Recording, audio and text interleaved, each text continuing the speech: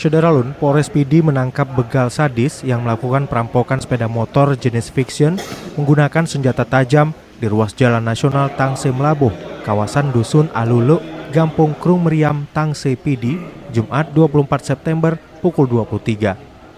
Aksi begal itu disampaikan dalam konferensi pers di Mapolres PD, Senin 27 September. Begal sadis itu berinisial BT, 25 tahun, warga Gampung Simpang Beracan, Kecamatan Merdu Pidijaya, yang kini mendekam di sel Mapolres PD. BT menikam korban yang merupakan temannya Muhammad Zubair bin Tengku Razali, 24 tahun, warga Dusun Baru, Gampung Mane, PD. Penikaman menggunakan sebilah pisau mengenai kepala dan wajah Muhammad Zubair sehingga korban terjatuh. Namun Muhammad Zubair berhasil bangkit melarikan diri sembari menjerit minta tolong warga. Sehingga warga pun datang menangkap pelaku BT. Tak hanya itu, pelaku juga diamuk warga hingga babak belur.